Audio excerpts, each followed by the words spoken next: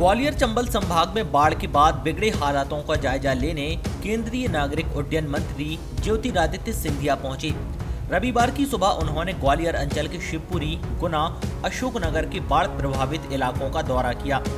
अशोकनगर में अधिकारियों और जनप्रतिनिधियों के साथ बैठक की।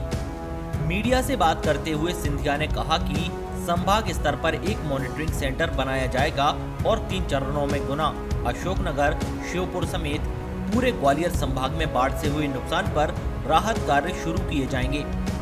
बाढ़ से हुई तबाही की जानकारी देते हुए उन्होंने बताया कि प्रदेश में करीब 55,000 लोग बाढ़ से प्रभावित हुए हैं। सभी तरह के प्रयासों से लगभग 29,000 लोगों की जान बचाई गई है।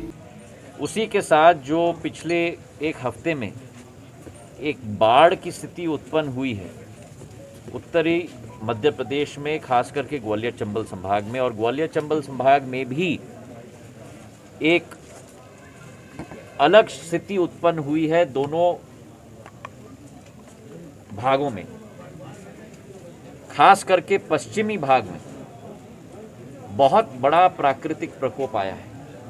राजस्थान के बॉर्डर से श्योपुर से लेते हुए शिवपुरी से गुना तक बहुत भारी नुकसान हुआ है और उसका एक प्रभाव सारे आसपास के जिलों में भी पड़ा है। जब गुना से शुरुआत दोबारा हुई बाढ़ की, तब अशोकनगर प्रभावित हुई, उस तरफ दतिया प्रभावित हुई है, ग्वालियर जिला प्रभावित हुआ है, सिंध नदी भिंड में भी उबाल पर आ चुका है, पर सबसे ज़्यादा प्रभावित ये 3 जिले रहे हैं। आज अशोकनगर जिले का पूर्ण मूल्यांकन मैंने किया है। हमारी कोशिश रही है, सबसे ज़्यादा प्राथमिकता हमारी जनता की जान बचाने की रही है और पूरे प्रदेश में करीब 55,000 लोग प्रभावित हुए हैं और करीब 29,000 लोगों की जान हमारी सेना ने, हमारे जिला प्रशासन ने, हमारे आर्मी ने, हमारे वायुसेना ने, सब ने साथ मिलकर बचाई। मैप करना होगा। उदाहरण के तौर पे अगर कोई बांध 250 मीटर का लेवल उसका हो और अगर 245 तक हम लोग पहुंच चुके हैं, 5 मीटर की अभी भी गुंजाइश है, लेकिन अगर मौसम के आकलन में वो रेड लेवल में आ रहा है तो प्रशासनिक आमला को ध्यान वहां ज्यादा देना चाहिए। तो ये डैशबोर्ड मैंने कल रात को ग्वालियर में 12 बजे रात को मैंने बैठक ली। 1.5 घंटे की बैठक थी, 1.5 बजे रात को समाप्त हुई और मैंने ग्वालियर में कमिश्नर साहब को कहा था, प्रशासन को कहा था कि ये डैशबोर्ड बनना चाहिए, ये मैपिंग का, तालाबों का, बांधों का और अगले 48 घंटे मौसम का अनुमान का।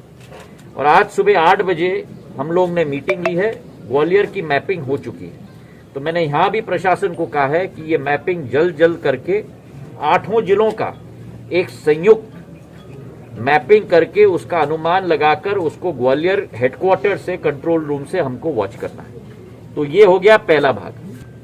दूसरा भाग है कि जो व्यक्तिगत क्षति हुई है उस व्यक्तिगत क्षति की भरपाई करने के लिए हमारी रणनीति तैयार होनी चाहिए। पहले आकलन हो, कितने लोग बेघर हों, कितने लोगों को हम लोगों को अन्न और खान पहुंचाने का है, एक एक करके उन सभी चीजों का आकलन होना चाहिए और डैशबोर्ड पर डालकर किस तरीके से उसकी भरपाई हम लोग कर रहे हैं उसका मॉनिटरिंग होना चाहिए। उसी के साथ साथ ये दूसरे डैशबोर्ड की श्रृंखला हुई। तीसरा डैशबोर्ड होगा जब स्थिति संभल पूरी जाएगी पूरी अच्छी तरह से, कि डैमेज का आकलन, और वो डैमेज का आकलन व्यक्तिगत भी होगा और प्रशासनिक भी होगा। व्यक्तिगत जिन लोगों के घर टूट गए हैं, घर बह गए हैं, उनका आकलन, योजनाओं के तहत उनको दोबारा बसाया जाए, और जो प्रशासनीय हानि हुई है उसका भी आकलन। उदाहरण के तौर पर हम लोगों का अशोकनगर विदिशा रोड, घाट बमुरिया का सड़क, चंदेरी ललितपुर की आवागमन अभी रुक गई है, नया खेड़ा बांध चंदेरी में टूट गया है, इन सभी चीज़ों का आकलन किया जाए और राज्य सरकार और केंद्र सरकार दोनों के द्वारा इनकी पूर्ति हम लोग कैसे कर पाएं, इसकी रणनीति हमें बनानी होगी। वहीं शिवपुरी में भी उन्होंने कार्यकर्ताओं और बाढ़ पीड़ितों से मुलाकात की। साथ ही कांग्रेस पर हमला बोलते हुए कहा कि जो कांग्रेस पार्टी आपदा और चुनौतियों की वातावरण पर जो राजनीति कर रही है उस पर टिप्पणी करना वो जरूरी नहीं समझते। सब दोनों की जानकारी लेके उसका मूल्यांकन करना, 48 घंटे जो वर्तमान में जल्द से जल्द हम लोगों का देखभाल करना है 5 मुद्दों पर, और 7 से 10 दिन हानि का मूल्यांकन करना। देखिए, जो लोग आपदा और चुनौती के वातावरण में राजनीति ढूंढते हैं, उन लोगों की टिप्पणी को मान्यता देने की मेरी कोई इच्छा नहीं।